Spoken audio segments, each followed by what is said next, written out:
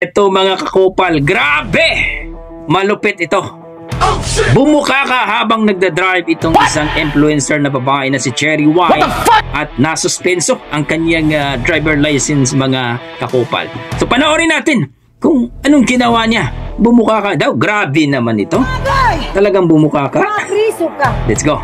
Isa na namang vlogger ang napatrobol matapos mag-video habang nagmamaneho ng nakataas ang paa. Nasa frontline na balitang yan si Gerard de la Peña.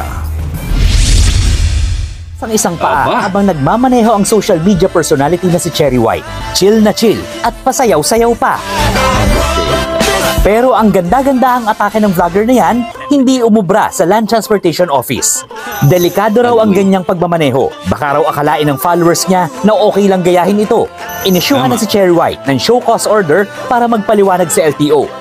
Sinuspinde rin ang kanyang lisensya. Pero ang vlogger, nag-post pa online. Nagsorry siya at bumanat pa ng bastos na joke. Inimbitahan siyang humarap sa central office ng ahensya sa Quezon City. Dapat niyang ipaliwanag kung bakit hindi siya dapat ituring na improper person to operate a motor vehicle at sampahan ng reklamong reckless driving. Kamakailan lang, sinita rin ng LTO ang pagbivideo habang nagdadrive ng sports car sa EDSA ng content creator ding si Josh Mojica. Kahapon, humarap sa LTO si Mojica. Umamin at nagsorry ang Kangkong Chips King. Naharap siya sa reklamong reckless driving at paglabag sa Anti-Distracted Driving Act. Kinumpiska ang kanyang lisensya matapos itong suspindihin ng LTO. It was a lesson for me. Yun lang. Kahit na may mga bagay na alam mo yun, you're just really proud of to show off to the internet, and of course you wanna inspire the youth. Doing that, medyo nakakalimutan na may mga na-violate tayo. Dahil nagsorry na si Mojica, umaasa ang kampo niya na akma ang parusa at multa na ipapataw sa kanya bilang first-time offender. Sa July 14 ilalabas ng LTO ang resolusyon.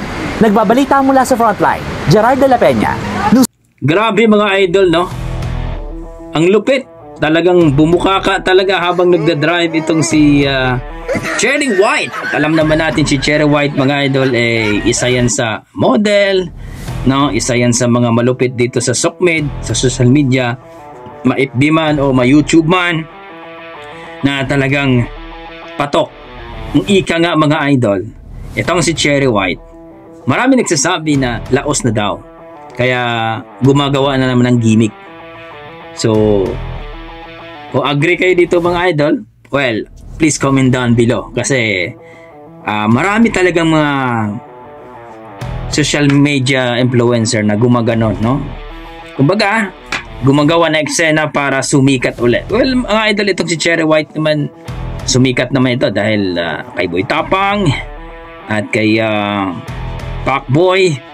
At kita naman natin itong si Cherry White, active naman to sa social media. Pero siyempre, kapag bumaba talaga ang views ng isang vlogger, mga idol, kagaya nito, ay talagang gagawa sila ng eksena para mapansin at mapag-usapan talaga sa social media.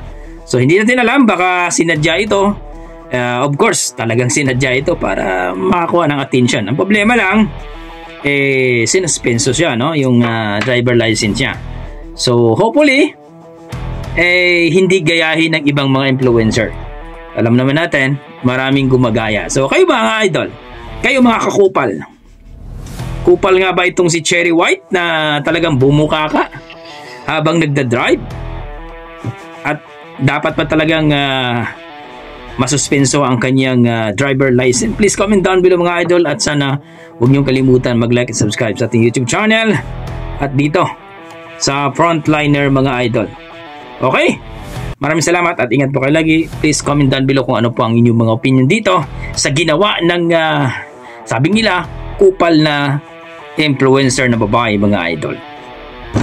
Maraming salamat mga kakopal.